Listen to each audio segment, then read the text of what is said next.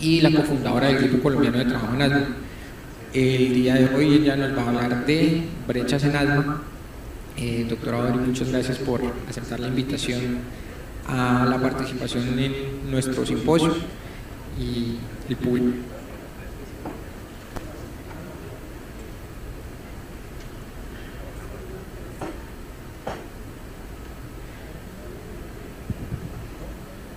Buenos días a todos, muchas gracias por acompañarnos el día de hoy en esta actividad y vamos a hablar de brechas en asma.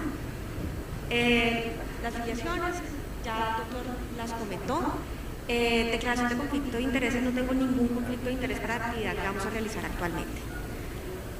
Y esta gráfica la traigo para empezar porque es la forma en la que describen con frecuencia los pacientes que se sienten cuando tienen asma, cuando tienen ataques de asma o cuando su asma no está adecuadamente controlada. Se sienten como un pez fuera del agua. La Organización Mundial de la Salud ya ha alertado de la importancia de tratar diferentes enfermedades crónicas no transmisibles y dentro de estas en su agenda, al igual que el trabajo que hace en conjunto con Naciones Unidas, está realizar el control adecuado de enfermedades como el asma para poder llegar a un mejor resultado, no solamente a nivel de mortalidad, sino también de morbilidad. Recordemos que el asma es una enfermedad con una morbilidad bastante importante en el mundo. Cada año hay una iniciativa que se llama la Iniciativa GINA, que tiene diferentes lemas para realizar y manejar a través del año. En el año 2022 es cerrar las brechas en el cuidado del asma. Nosotros como Asociación Colombiana de Neumología, como ACMI y diferentes asociaciones asociadas en el cuidado del asma, hemos asumido este reto durante este año para tratar de disminuir las brechas. Y como pueden ver, brechas hay muchísimas. Están las brechas en cuanto a igualdad de acceso y diagnóstico, cuidado en grupos socioeconómicos, comunidades y países ricos y pobres, comunicación, atención, educación, conocimiento, concientización de la enfermedad, priorización en cuanto al tratamiento a corto y a largo plazo, prescribir iniciadores, monitorear adherencia, los inhaladores, monitorear la adherencia y la capacidad de usar estos dispositivos en casa para los pacientes, concientización, comprensión de la enfermedad y generación de evidencia científica que nos pueda llevar a un adecuado tratamiento.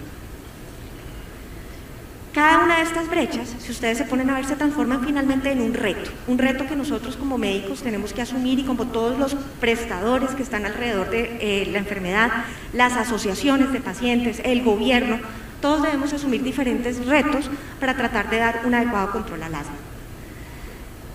De esto se viene hablando hace muchos años. Por ejemplo, aquí dije, bueno, ¿qué países habrán hablado de retos alguna vez en el asma? Y desde el año 2013, por ejemplo, Nigeria ya encontraba cuáles eran sus retos propios y así en todos los países hay diferentes artículos y diferentes consensos en cuanto a qué deben ellos manejar para optimizar el cuidado del asma en sus regiones. En Colombia, el Ministerio ha hecho muchas iniciativas muy importantes para tratar de lograr el control del asma. Encontramos, por ejemplo, que 1 de cada 8 colombianos sufren asma y logramos tener una infografía que la veremos más adelante respecto a cómo estamos a nivel Colombia. Hay iniciativas como la de Tómate en la vida un segundo aire, en la cual hemos buscado cómo poder trabajar este tema de asma a nivel país y disminuir todas estas brechas que he mencionado previamente. Está la infografía, 5 millones de personas tienen asma, con una prevalencia de más o menos 12% para el año en que se realizó el documento de la infografía. Obviamente, en la medida que la población crece, pues ese 12% va generando mayor cantidad de personas con asma. Importante tener en cuenta la mortalidad de asma. Por ejemplo, acá ellos hablan de 180 personas que murieron por asma en los récords locales. Tenemos la duda de si esto puede ser un subdiagnóstico, porque obviamente todos estos datos dependen de códigos CIE-10 y de cómo lo metemos en el sistema, y si no metemos un CIE-10 adecuado, pues va a generar subdiagnóstico. Y según estos datos, la mortalidad en Colombia, esto está sonando muy duro, según estos datos, la mortalidad en Colombia sería mucho menor que en otros países, que sería buenísimo, ¿cierto? Uno diría, bueno, qué chévere que estamos súper bien, pero yo creo que no es necesariamente que estemos súper bien, creo que hay un poco de subdiagnóstico. Hay diferentes estudios donde han tratado de buscar qué pudiera en nuestro país generar una brecha. Por ejemplo, este estudio en donde buscan la asociación entre cuota moderadora y frecuencia de consulta a los servicios. Y hay pacientes que no tienen para pagar la cuota moderadora y en algunos pacientes se sugiere que, por ejemplo, esta pudiera ser una brecha para poder acceder a cuidado de salud. Es el mismo artículo donde hablan de la brecha como conclusión. También en cuanto al estudio de los costos y de utilización de recursos en los diferentes estadios de asma. En esta vemos una gráfica donde, dependiendo de en qué estadio esté la enfermedad, leve, moderada, severa, pues vamos a encontrar una utilización de recursos que va a ser interesantemente, y quiero resaltar acá, si ven en la segunda imagen, de color verdecito, pero creo que los que están viéndolo acá directamente se ve más blanquito, está una parte que es hospitalizaciones. Esa de hospitalizaciones, discúlpenme, me voy a bajarme acá para mostrarles un poco, que están aquí de este lado, son mayores en aquellos que tienen asma leve persistente. Y uno dice, bueno, de pronto si mi paciente tiene asma severa, puede hacer que por su asma severa vaya a tener un mayor hospitalización.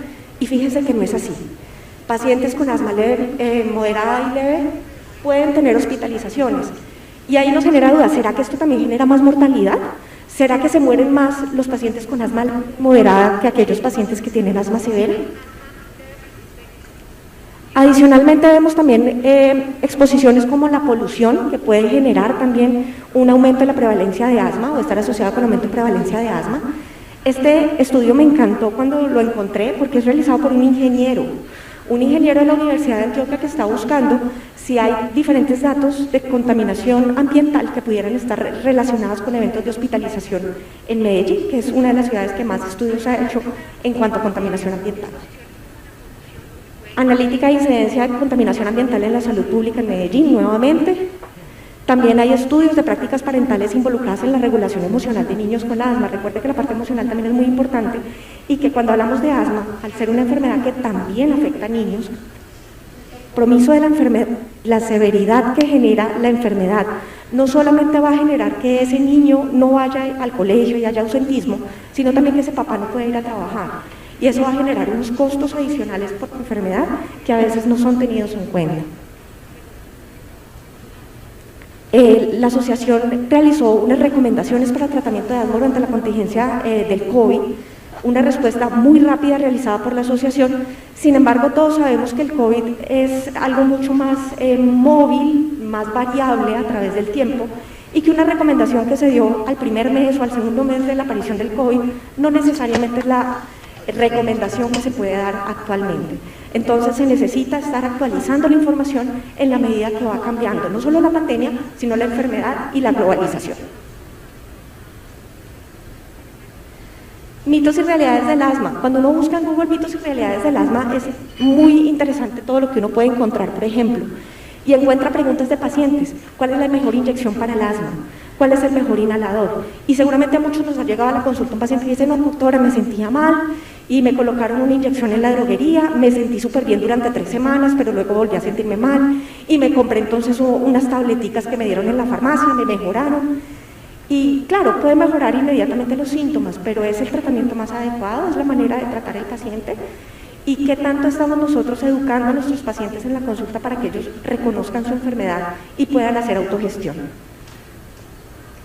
Entonces hay muchos retos, aquí yo anoté algunos de los retos que tenemos del asma en Colombia, pero muchos son retos que deben ser asumidos por instituciones como el Ministerio, por las diferentes asociaciones científicas, asociaciones de pacientes, y ahí me generaba la duda, nosotros, los que estamos en este auditorio, las personas que están conectadas, en nuestro día a día, ¿cómo podemos asumir un reto para el manejo del asma? Entonces, como les decía, una brecha se transforma en un reto, y el reto del que le vengo a hablar a ustedes hoy es de mortalidad y morbilidad en asma. En el año 2019 se estima que afectó 262 millones de personas a nivel mundial y causó 461.000 muertes. En estudios locales, la mortalidad ha disminuido a lo largo del tiempo, en la medida que han aparecido nuevos tratamientos y nuevas opciones terapéuticas para el asma. Y este estudio es un estudio muy interesante, y si recordamos la diapositiva que hablábamos previamente de hospitalizaciones y cómo pacientes con asma leve y moderada también se pueden hospitalizar, aquí hablamos de pacientes con asma severa. Vemos inicialmente gráficas, una gráfica de niños, una gráfica de personas de mayor edad, en la cual van disminuyendo la mortalidad a través de los años. Eso quiere decir que los avances terapéuticos que ha tenido el mundo han logrado disminuir paulatinamente la mortalidad por asma, que es algo común. Sin embargo, cuando hacemos un análisis de cómo fue la mortalidad en este grupo de pacientes en específico, podemos encontrar que 9% de los pacientes murieron con asma leve. Y uno diría, ¿un asma leve que se murió? Sí, Un asma leve puede morirse por asma. Y la mayor mortalidad la encontramos en pacientes con severidad moderada, 49% de los casos. Muchas veces le ponemos mucho cuidado al paciente más severo, pero no tenemos en cuenta que el paciente leve y moderado necesita un adecuado tratamiento. Por un lado, para saber si realmente no era tan leve y moderado como creíamos y pudiera ser un severo, pero por otro lado, porque esos pacientes leves y moderados pueden hacer crisis severas que puedan generar un evento catastrófico o un asma potencialmente fatal. Entonces, hablando de cómo nuestro reto es lograr ese control del asma en los pacientes, vamos a hablar de la estrategia de las 3 C. ¿Cuáles son esas C? Control, capacidad de autogestión y manejo de comorbilidades. En la medida que mi paciente, cuando llega a la consulta, yo soy capaz de identificar si su enfermedad está controlada o no controlada, y esto lo estamos hablando en un paciente que ya tiene confirmación diagnóstica, estamos asumiendo que es un asma verdadera. En la medida que yo pueda identificar si está controlado o no controlado a través de cuestionarios, a través de diferentes exámenes, eso me va a permitir poder tener una opción terapéutica y evaluar si va mejorando o no va mejorando y objetivizar cómo va haciendo su evolución a lo largo del tiempo. Comorbilidades, muchas veces los pacientes pueden tener síntomas asociados a otras comorbilidades y no necesariamente ser el asma. Tener tos por reflujo, por ejemplo, que es algo bastante frecuente en nuestra consulta. Y no necesitamos aumentar el inhalador, no necesitamos aumentar la terapia, necesitamos manejar el reflujo adecuadamente. La obesidad, la apnea del sueño, todas esas comorbilidades que puede haber en el paciente con asma, que puede dar síntomas similares incluso, sin necesariamente ser asma. Y la última, que es súper importante y a veces lo olvidamos, que es la capacidad de autogestión. En la medida que mi paciente tiene una capacidad de autogestión, eso me habla de que tiene un tratamiento fijo, ese tratamiento está establecido y entendido por el paciente, tiene claridad de cuáles son los síntomas que me deterioran la enfermedad y a la medida que tiene esa capacidad de reconocer síntomas, tiene una opción de tratamiento que pueda manejarla él mismo en su casa y decir, bueno, me aumento un poquito la tos, voy a usar el salbutamol, por ejemplo, por decir algo. No mejoré. ¿Qué hago para yo saber si esto es severo? ¿Necesito ir al médico o no necesito? ¿Tengo que ir a urgencias o lo puedo manejar en consulta externa? Entonces, estas 3 C del asma son supremamente importantes para poder manejar el paciente adecuadamente y de esta manera estamos rompiendo una brecha en morbilidad y en mortalidad por asma. En control del asma hay 2 temas importantes a tener en cuenta, el control actual y el riesgo futuro, definidos por síntomas, por medicación de alivio, por función pulmonar, y observaciones también del paciente y efectos adversos de medicamentos. En control tenemos diferentes test, podemos utilizar el que más fácil nos parezca en consulta. Yo personalmente en consulta utilizo el ACT porque me parece, primero, que es fácil de conseguir en internet. Si ustedes colocan Asthma Control Test en internet, aparece una plataforma de uno de los laboratorios que la da gratuita por internet, la puedo llenar directamente desde el celular. Me demoro menos de 5 minutos en llenarla y puedo tener un reporte objetivo, consulta a consulta, de cómo ha sido la evolución del asma a través del tiempo. Estos test, como les decía, pueden darnos unos resultados donde vamos a ver si el paciente está controlado, bien controlado, regularmente controlado o mal controlado. Está estas herramientas, que es la herramienta de Gina, con estas simples preguntas que vemos acá, el paciente responde sí o no, y según cómo está la calificación de no controlado, pues vamos a tener un puntaje. Si está bien controlado, si está parcialmente controlado, o cuando tengo 3 o más, pues el paciente está con un asma mal controlada. Este es el cuestionario de control del asma, también donde va a tener unos valores para poder evaluar cada una de las preguntas. Esto también está disponible a través de internet si lo queremos hacer en nuestra consulta. Me parece que es un poquito más demorado, por eso no lo uso con frecuencia en la consulta médica. Y este es el Asthma Control Test, donde podemos hacer esta evaluación de cómo está la evolución del asma en nuestro paciente consulta a consulta, y es el que yo más utilizo en consulta. La capacidad de autogestión, como les decía previamente, el tratamiento, cuando está bien establecido, cuando mi paciente sabe su tratamiento de rescate, cuando sabe cuáles son los riesgos de su enfermedad, los signos de alarma de la enfermedad y los signos que requieren una consulta pronta, pues no debería haber por qué haber una complicación severa, porque el paciente va a saber cómo manejar su enfermedad y va a saber en qué momento pedir ayuda. Aquí coloco un tema muy importante y un asterisco en medición de pico flujo. Es una medición fácil, económica, sencilla, que hace el paciente desde su casa, que le permite evaluar cómo está la broncoobstrucción y que es una herramienta muy subutilizada en nuestro país. Muy pocos pacientes tienen un medidor de pico flujo.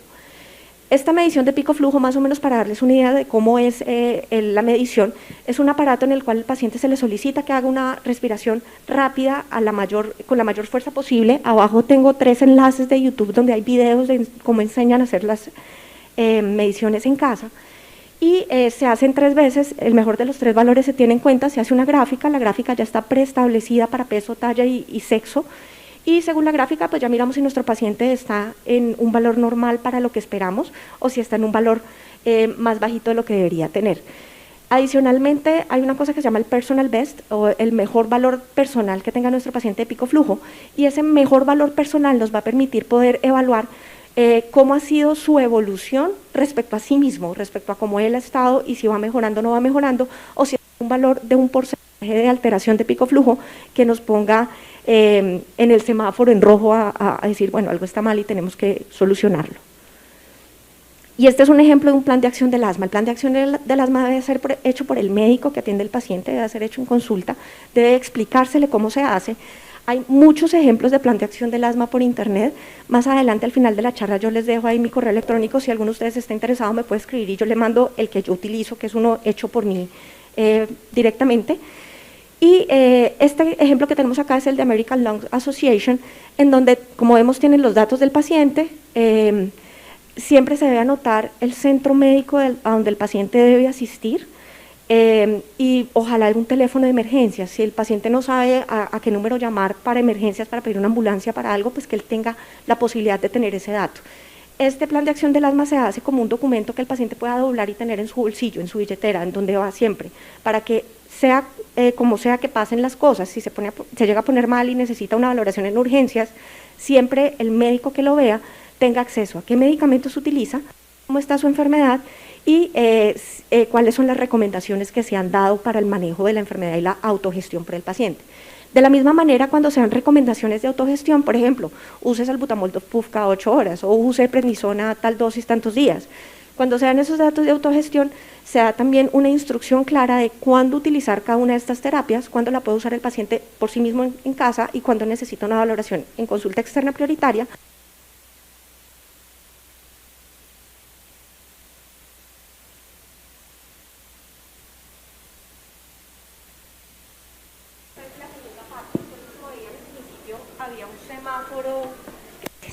Había un semáforo de color verde, ahora está amarillo. Amarillo es que no, las cosas están mal y tenemos que hacer esto porque las cosas están mal, y cómo reconocer que las cosas están mal pero son manejables. Y rojo cuando no, eso ya es grave y te toca consultar urgencias, y también damos las recomendaciones de qué hacer en ese momento.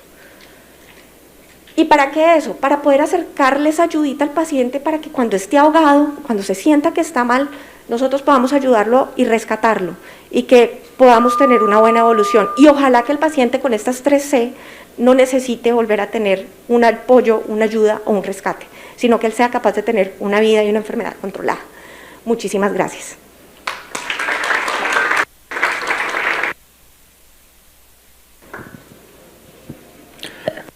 Gracias, doctora, su excelente conferencia. Continuamos en el día de hoy con nuestro siguiente tema, el cual lo va a presentar la doctora Yorlai Ochamocha. La doctora Yorlai es médica especialista en medicina interna,